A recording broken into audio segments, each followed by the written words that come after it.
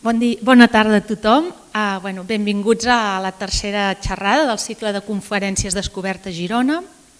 La idea era fer difusió de la nostra recerca a la societat gironina, però de moment ens estem informant entre nosaltres i penso que també és molt útil i molt enriquidor. Agrair-vos la vostra presència i agrair també als conferenciants les seves xerrades, l'esforç que representa preparar aquestes presentacions i explicar-les de manera que siguin entenedores al públic en general. Comencem ara amb la primera xerrada que ens presentarà Marlon Bravo i que porta per títol Nuevos compuestos metálicos como agentes contra el cáncer. Moltes gràcies.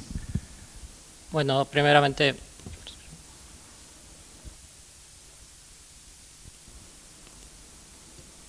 hola. ¿No?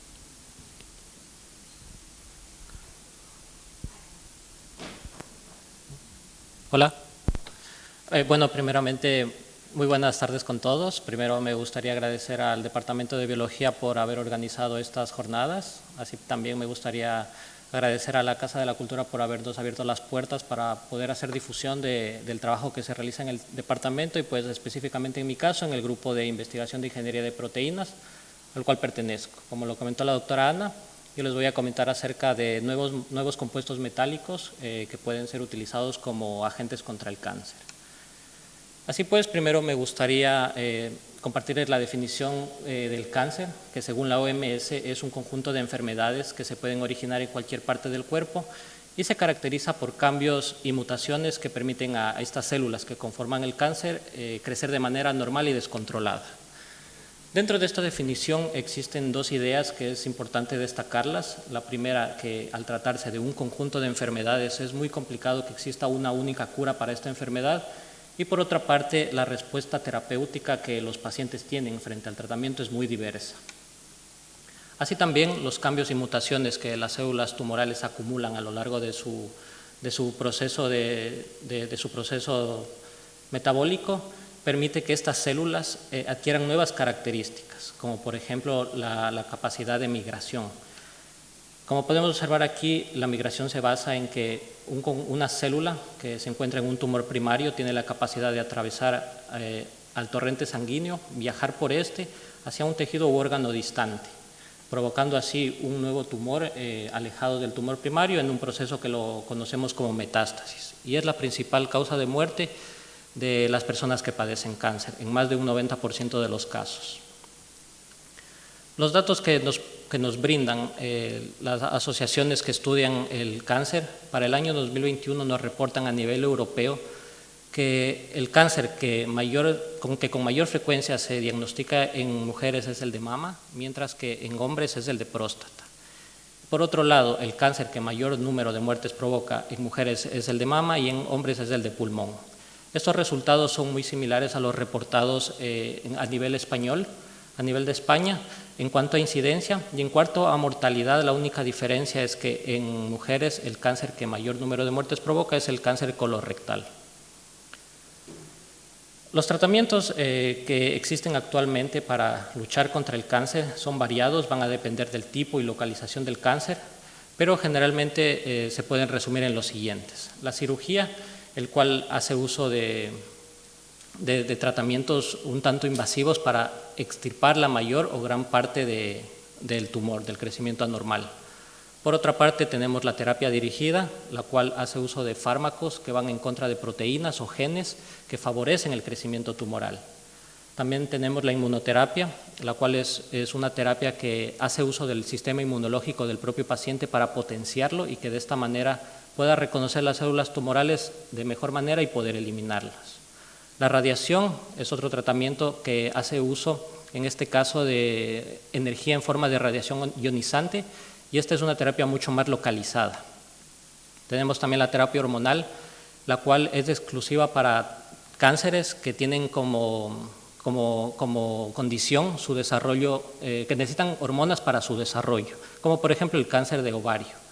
Y finalmente la quimioterapia, la cual es una de las terapias más comunes en este tipo de enfermedades. Esta hace uso de agentes químicos denominados quimioterapéuticos, los cuales pueden ser administrados por vía oral o intravenosa, y esto permite que puedan dirigirse hacia cualquier órgano o tejido del cuerpo para eliminar las células que se dividen rápidamente, como son las células del cáncer. Dentro del grupo de quimioterapéuticos existen generalmente 4 grupos. Los primeros son los antimetabolitos, los cuales son compuestos que simulan ser componentes que la célula necesita para su correcta replicación, y al ser estos componentes sintéticos, lo que va a suceder es que cuando la célula los ocupa para poder replicarse, no lo va a lograr, por lo tanto su replicación va a quedar paralizada y posteriormente morirá. Los antibióticos citotóxicos, en cambio, son compuestos que van a actuar principalmente sobre el ADN de las células tumorales, mientras que los antimitóticos son compuestos que van a actuar sobre el esqueleto de la célula, haciendo que éste se vuelva mucho más rígido y no permita de esta manera la replicación celular. Como podemos observar, todos estos compuestos tienen como función, de alguna manera, parar todo el proceso de división de las células para que posteriormente mueran. En el caso de los agentes alquilantes, estos son compuestos que van a actuar sobre diversas dianas, como pueden ser proteínas, enzimas e incluso el ADN. Y dentro de este grupo, el principal agente, el más común, el más usado a nivel mundial, es el cisplatino, el cual es un derivado del platino que se utiliza en varios tipos de cánceres. El cisplatino a lo largo de los años ha logrado disminuir considerablemente las tasas de mortalidad de algunos tipos de cánceres, así como los derivados que hay a partir del platino, como el carboplatino o el oxaliplatino. Sin embargo, el uso de este fármaco trae consigo algunos efectos adversos y algunos efectos secundarios. Entre los más destacables tenemos, por ejemplo, el daño renal, que puede desencadenar en una insuficiencia renal. Tenemos también una toxicidad ocular, pérdida de la audición, náuseas y vómitos, daño hepático que puede transformarse en una insuficiencia hepática. Entonces, a pesar de los grandes avances que se ha conseguido con este tipo de compuestos y conociendo que aún existen efectos adversos que necesitan ser controlados, la pregunta que surge aquí es, ¿existen nuevas alternativas para poder tratar el cáncer que nos brinden estos mismos beneficios, pero menos o ningún efecto secundario? Y es aquí cuando entran en juego los compuestos metálicos, principalmente los que son basados en metales de transición, como por ejemplo el rutenio, el zinc, el manganeso y el hierro. Los metales de transición son, bueno, como su nombre le indica, metales, pero la característica de este tipo de metales es que pueden unirse a otras moléculas que se las denomina ligandos.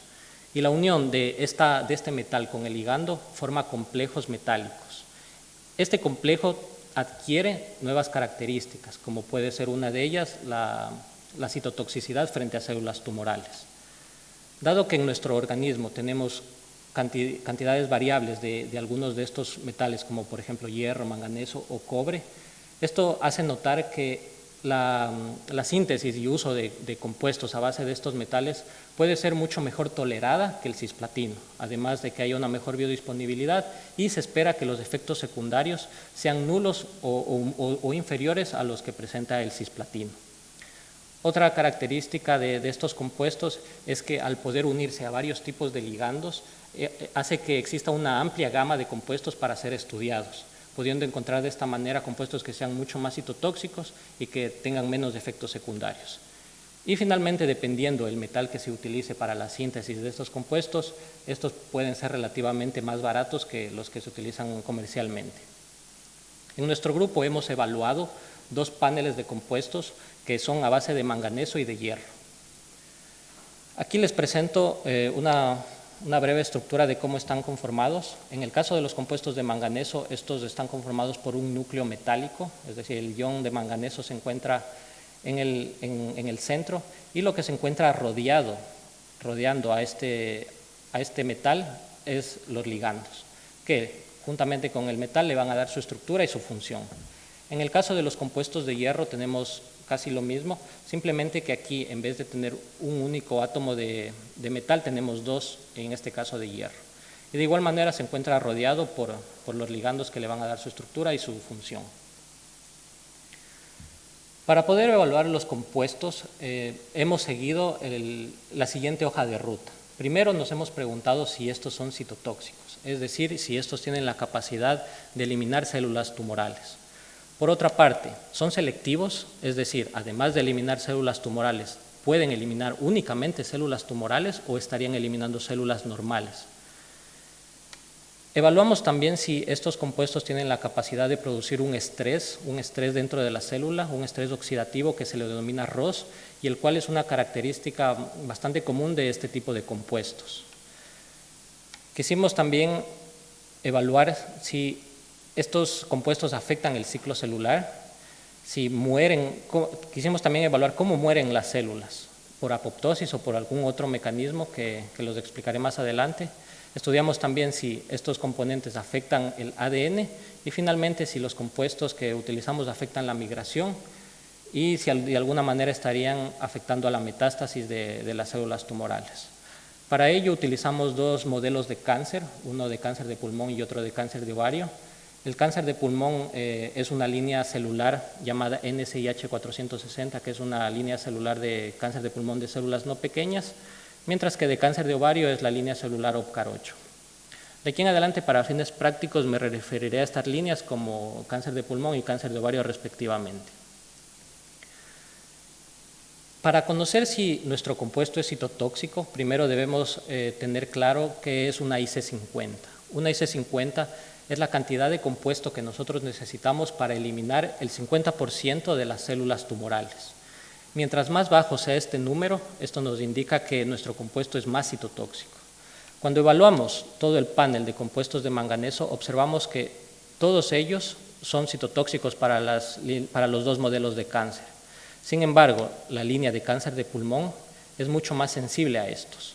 Y de todo el grupo de compuestos de manganeso, el manganeso 8 es el que presenta los niveles más bajos de IC50, lo que nos indica que este es el compuesto más citotóxico de todos los ensayados. Y estos resultados se comparan con los del cisplatino, el cual que les comentaba es el compuesto que se utiliza actualmente a nivel mundial para tratar algunos tipos de cáncer. Conociendo de esta manera que nuestros compuestos, y específicamente el compuesto de manganeso 8, es el más citotóxico, se decidió seguirlo evaluando únicamente a este. A continuación, para conocer si nuestro compuesto está eliminando únicamente células tumorales, se calculó la IC50 en una línea no tumoral, que son células normales de colon, y se observó que la IC50 es muy superior a la reportada para las células tumorales, lo que nos está indicando que nuestro compuesto es selectivo para células tumorales y en menor medida para células normales, lo cual son buenas noticias. En el caso de los compuestos de hierro, observamos que todos ellos son citotóxicos de igual manera para los dos modelos de cáncer y los valores que logramos obtener son muy inferiores a los reportados por el cisplatino y el carboplatino. Y al igual que con los compuestos de manganeso, el modelo de cáncer más sensible es el cáncer de pulmón.